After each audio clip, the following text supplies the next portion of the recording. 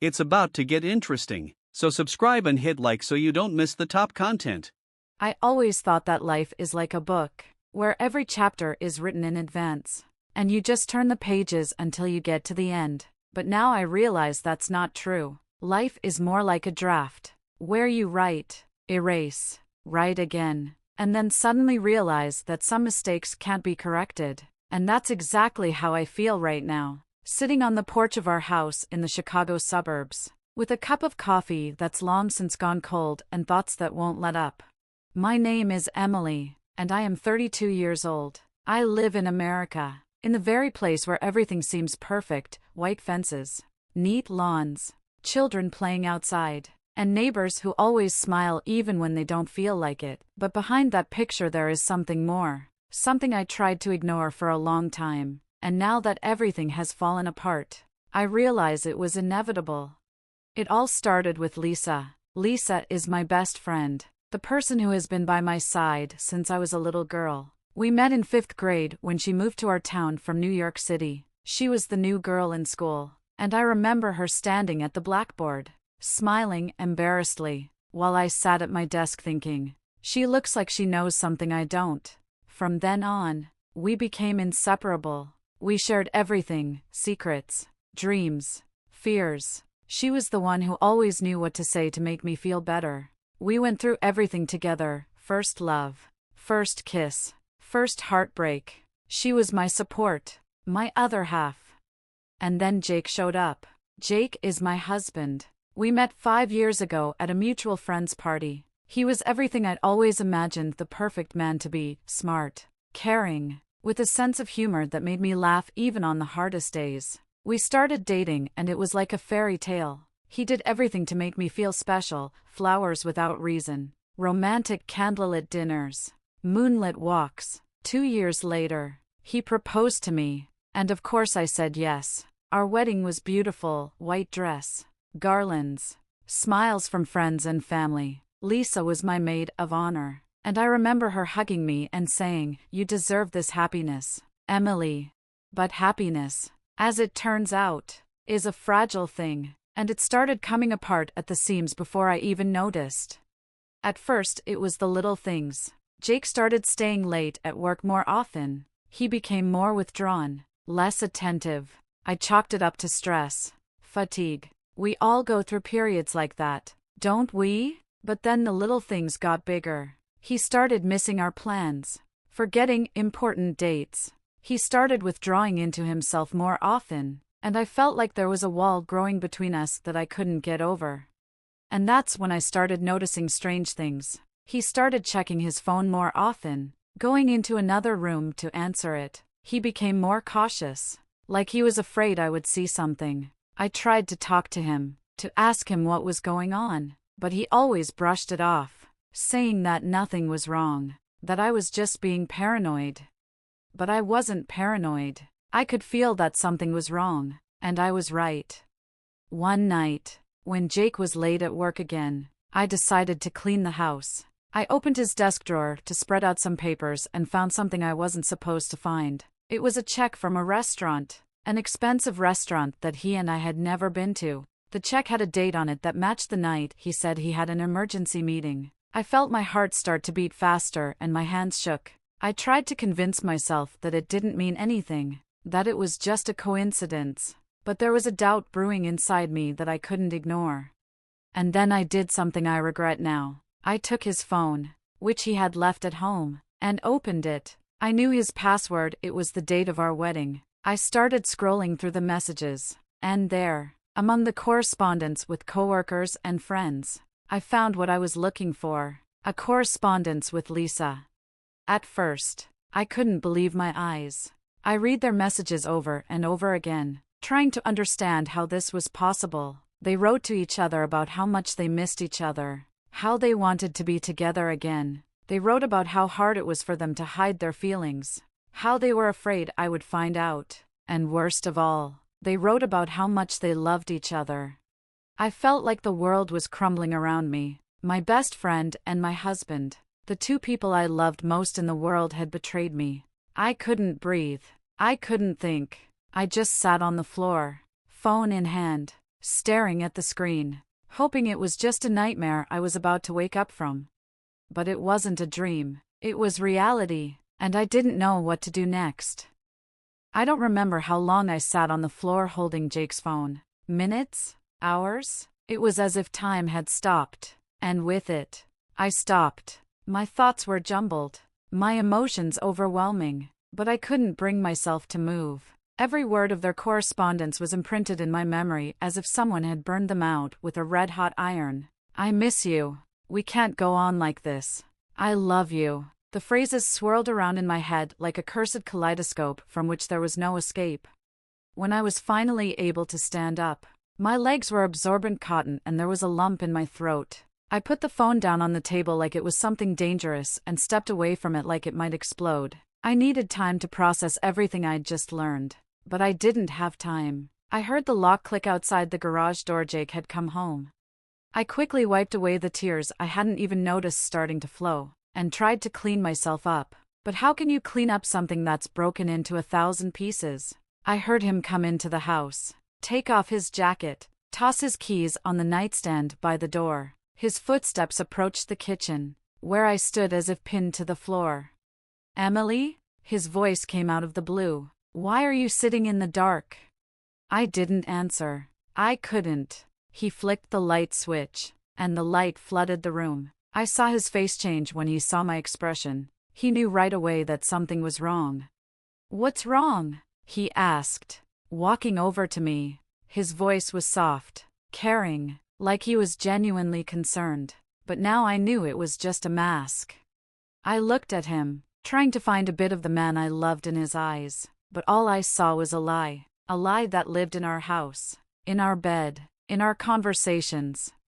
"I found your phone," I finally said. My voice sounded foreign, as if it wasn't me speaking, but someone else. He froze. His face turned pale and his eyes widened with fear. He knew I knew. "Emily, I can explain," he started, but I raised my hand sharply to stop him. "Don't, Jake. I've read everything. You and Lisa. How long has this been going on?" He lowered his eyes, as if he couldn't look at me. His silence was an answer in itself. "How long?" I repeated, almost screaming. 6 months, he said at last. His voice was quiet, as if he was afraid his words might hurt me more, but they'd already done it. 6 months. 6 months. 6 months of lies, of betrayal, of deceit. 6 months while I believed everything was okay, that we were happy. 6 months of them laughing at me behind my back. "How could you?" I whispered. "How could you do this to me, and to Lisa? She's my best friend. How could she?" He tried to come toward me, but I backed away. His touch was the last thing I wanted at that moment. "Emily, please, let's talk," he begged. "It was a mistake. I love you. I never wanted to lose you." "You've already lost me," I said, and in that moment I realized it was true. He had lost me. Lisa had lost me. They had both lost me. I turned and walked out of the kitchen, leaving him standing there alone. I needed space, air, time. I grabbed my car keys and ran out of the house. I didn't know where to go, but I knew I couldn't stay where everything reminded me of betrayal. I drove through the deserted streets until I was in the park where Lisa and I often walked as children. I stopped the car and got out, feeling the cold wind hitting my face. I sat down on the bench where we had once sat and dreamed of the future. Now that future seemed so far away, so unattainable. I pulled out my phone and looked at the screen. I had a few missed calls from Jake, but I ignored them. Instead, I found Lisa's number. My fingers trembled as I dialed her number. She answered almost immediately. "Emily?" Her voice sounded like she knew I knew. "We need to talk," I said, trying to keep my voice steady. "Now." She was silent for a moment, and then she said quietly, "Okay, where are you?" "In the park, on our bench." "I'll be there in 15 minutes. I put the phone down and closed my eyes. I didn't know what I would say to her when she arrived. I didn't know if I would even be able to say anything at all. but I knew it had to be done. For myself. For us. I sat on the bench, wrapping my arms around myself as if trying to hold my feelings inside. The night was quiet, with only the rustling of leaves and the distant hum of cars breaking the silence. I looked up at the stars that had once seemed so beautiful and romantic to me. Now they looked cold and distant, as if they were laughing at me. 15 minutes later, as promised, Lisa pulled up. She got out of the car and slowly approached me. Her face was pale and her eyes full of anxiety. She looked like she was carrying the weight of the world, and maybe she was. "Emily," she began, sitting down next to me. "Don't," I interrupted her. "Just don't. Just tell me one thing, why?" She lowered her head, as if searching for the words that would explain the unexplainable, but there were no words. No words could justify what she had done. "I don't know how it happened," she said at last. "It didn't happen. We started spending more time together, and then one day things got out of control. I never meant to hurt you, Emily. You know how much you mean to me." "Mean?" I laughed, but it was a bitter, mirthless laugh. "If I really meant anything to you, you would never do this. You would never betray me." "You're right," she whispered. "I did betray you, and I'll never forgive myself for that." Her words hung in the air, as if they could change anything, but nothing had changed. The betrayal remained a betrayal, and the wound they'd inflicted was too deep to be simply healed with words. "Do you know what the most hurtful thing is?" I asked, looking at her. "It's not that you slept with my husband. It's that you were my best friend. You were the person I trusted most in the world. You knew everything about me, all my fears, all my dreams, and you used that against me." She cried. Tears streamed down her cheeks, but I didn't feel an ounce of pity. At that moment, I was too devastated to feel anything but pain. "I know I can't undo what I did," she said, wiping away her tears, "but I want you to know that I never wanted to lose you. You were my family, Emily, and I ruined it." "Yes, you did," I agreed, "and I don't know if I'll ever be able to forgive you." She nodded as if she understood, and maybe she did understand, but that didn't change the fact that our friendship, everything we'd built over the years, had been destroyed. "What now?" she asked, her voice almost inaudible. "I don't know," I answered honestly. "I don't know what's going to happen to Jake, what's going to happen to us, but I do know one thing: you're not a part of my life anymore." She closed her eyes, as if my words were a physical blow, but she didn't argue. She just sat there, hunched over, as if her world had collapsed just as mine had. "I understand," she finally said, "and if you ever want to talk—" "Don't call me," I interrupted her sharply. "Don't write. Don't try to contact me. Just leave me alone." She nodded, stood up, and walked slowly to her car. I watched her drive away and felt something inside me finally break. This wasn't just a friendship. It was a part of me, a part of my life that I would never get back. I was left sitting on the bench, alone, in the dark, with thoughts that wouldn't let up. I thought about Jake, about Lisa, about how things could have been different, but the ifs didn't matter. The only thing that mattered was that I was alone, with an emptiness inside that I didn't know how to fill. It had been weeks since that night I sat on the park bench talking to Lisa. Those weeks had been filled with pain, anger, and endless questions that I had no answers for. I moved out of our house with Jake and into a small apartment on the outskirts of town. It was a temporary solution, but I felt I needed the space to sort out myself, my feelings, and what was next. Jake tried to contact me. He'd called, texted, even come to my new apartment, but I wouldn't answer the door.